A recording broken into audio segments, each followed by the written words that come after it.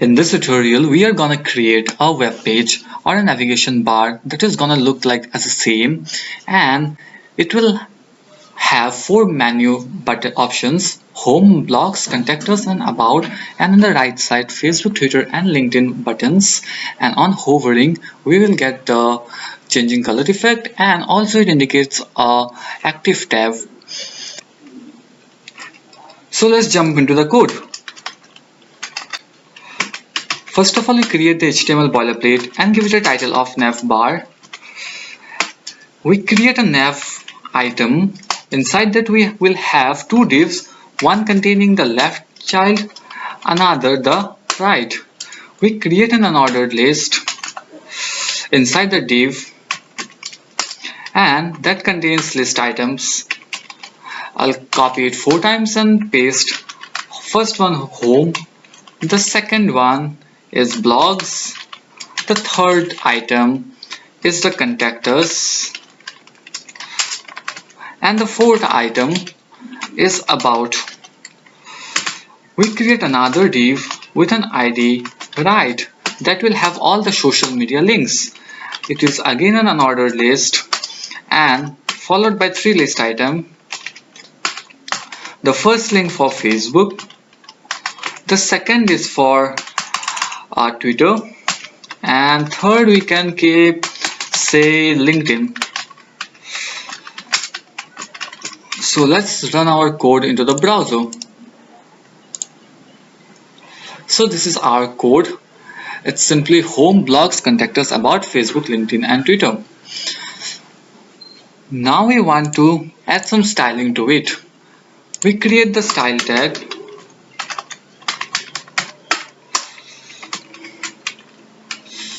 Inside the style tag, we go for, first of all, we will reset some of the styles for applied all.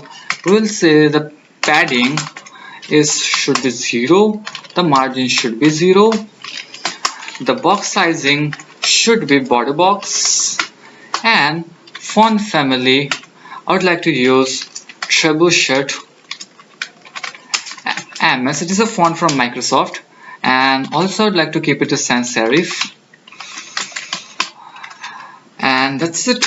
Let's apply some styling to our nav element, and that nav element should contain, the nav element is this particular element nav, which is starting here and ending here, and it should contain some styling as height of, let's say, 10 view height, and it should occupy the entire width, and it's not 100%, and let's say background color, and let's set it to FE5E01, and for this, or we can say that the color should be black for now.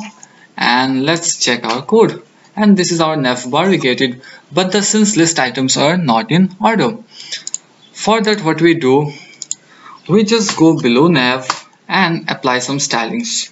For the left element, we say the width should take 50%, and for the right element, the width should be again 50%. Again, if we run the code in our browser, we can see no changes, but if we inspect the element, on inspecting we will see this unordered list is just occupying the 50% of the space. Again, this unordered list is under div right and is occupying 50% of the space. So what we can do is, to make them appear in a single line, we can say float towards left. Again, for this right div, we can again say float towards left. Already I have discussed about float in my previous video, and you can go and check that one, and that's it. Now you can still see that the list items are not in a row or in a line, and also it is having a bullet point. So what we do is we apply some styling to our list item, and we will say that for unordered list, you can just say list style type to none, and it should simply remove all the dots, and it does. Again, we get back to our code. We again say For the list items, what we want to do is display them as inline block. And again, if we run this code, we will see that they are displayed in a single line. Now for now, what we can say is that after displaying them in an inline block, we want to give some padding to them, and let's say padding of 2%. And that's it, they're given a padding. Now since the elements are not centered horizontally and vertically, for that we can say we can set the display to flex for the navigation menu. For navigation menu, we'll set the display to flex and align items to center. And if we run the code again, the elements are centered in the navigation bar. But one thing we want to do is change the color to white. And on changing, we will see that the text changes to white. Then this list item, Facebook, LinkedIn and Twitter should be appearing on the left side.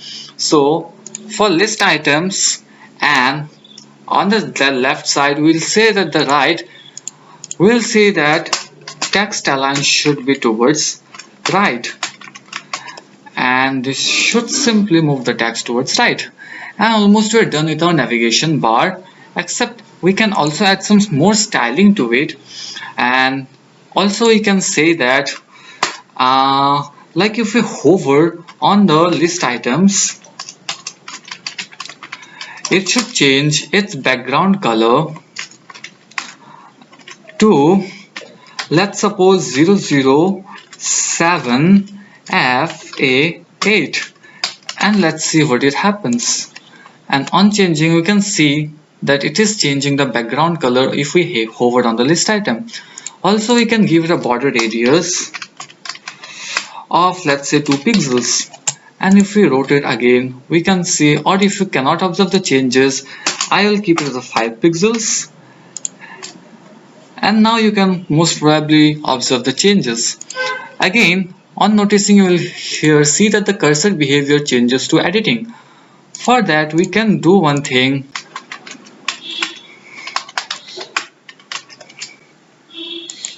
And that's it, we are done.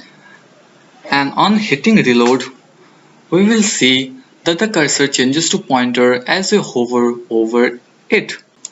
Another thing we can add is that a class called active to, and we add the border bottom property to, let's suppose, 5 pixels, and we say solid, and let's say 003248. And if we add the class to our blog, it should indicate that the class is active. And here we can see the blog class is active. That means currently we are on the blog tab.